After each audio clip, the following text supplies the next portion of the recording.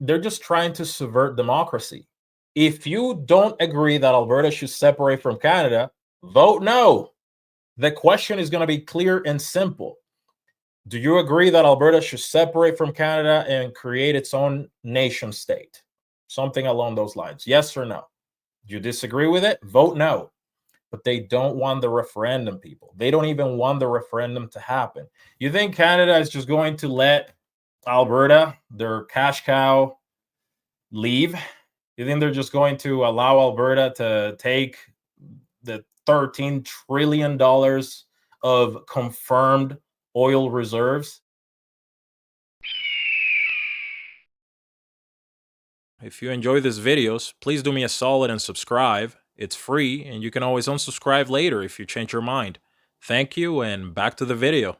That's why the independence movement is taking off. That's why there are so many Albertans, more than ever before. And it doesn't matter what the government paid media, emphasis on the government paid part.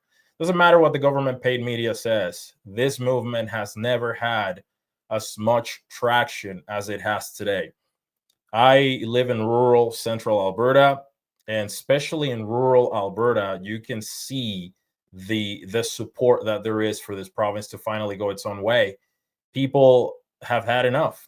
People have like there's a saying here in Alberta that goes on election day. It's like, well, they've already decided who's going to be the next prime minister at the border between Ontario and Manitoba. So by the time they're counting votes here, we already know who the prime minister is going to be.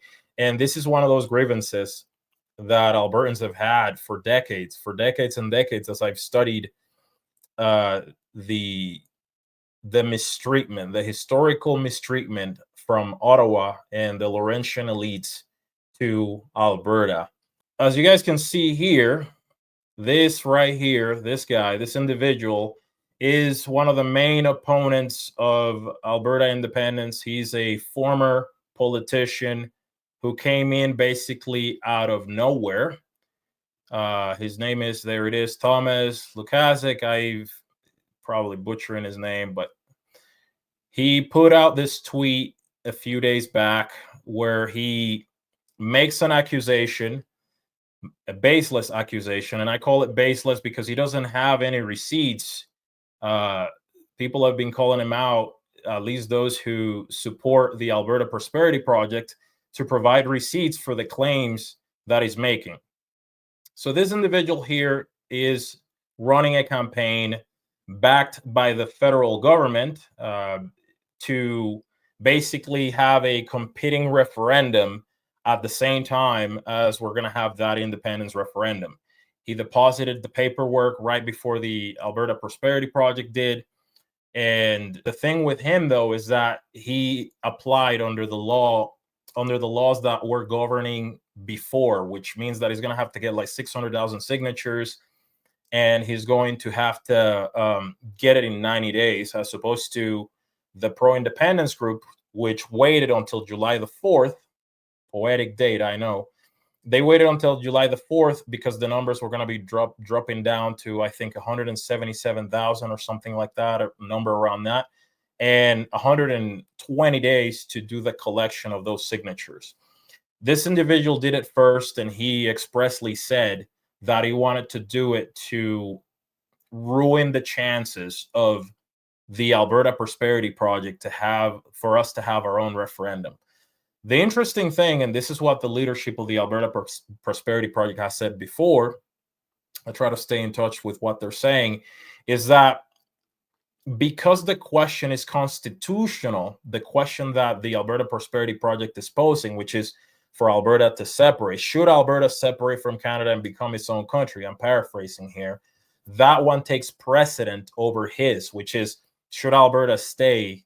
Should the government policy be that Alberta stays as a part of Canada? So that is a question of policy. So constitutional questions take precedent over policy.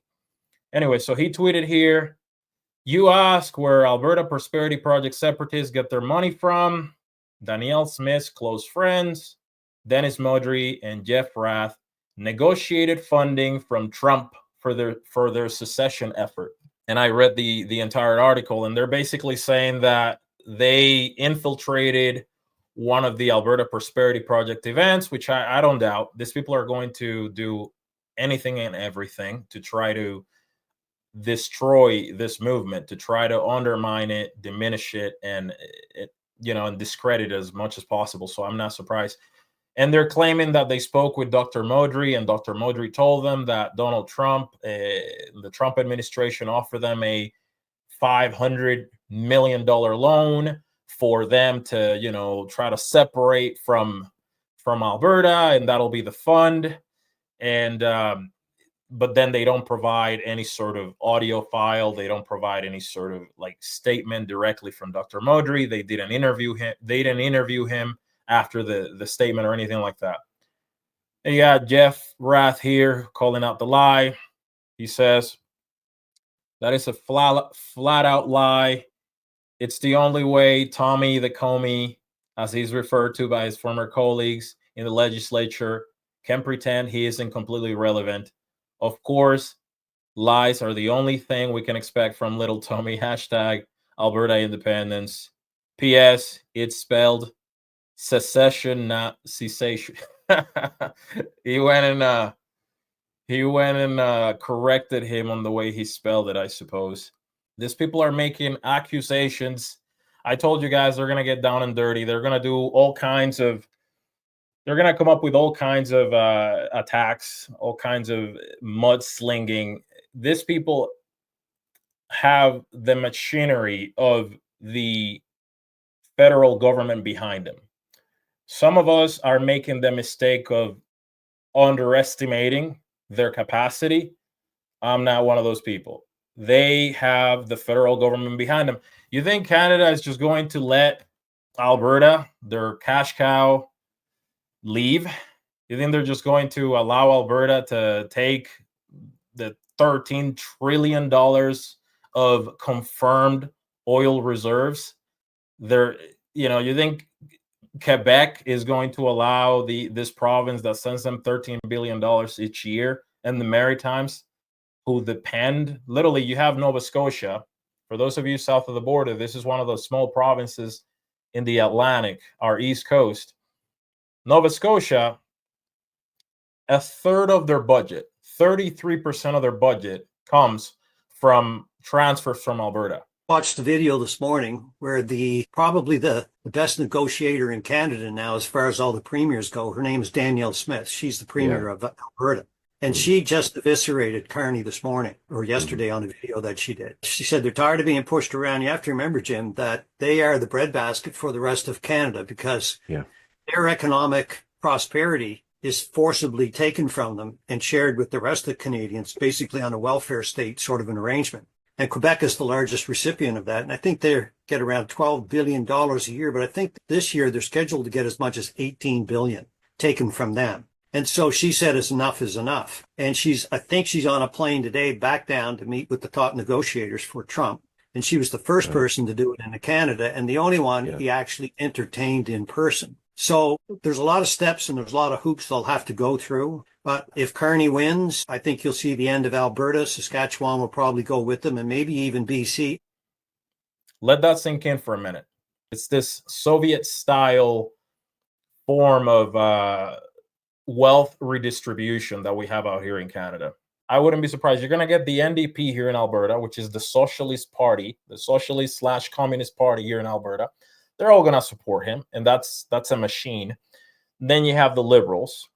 Then you have out-of-province people. Then you have the federal government. You have the government-paid media. They're going to have all kinds of support. I wouldn't be surprised if they get the signatures. The question is, which of the two referendum applications takes precedent over the other?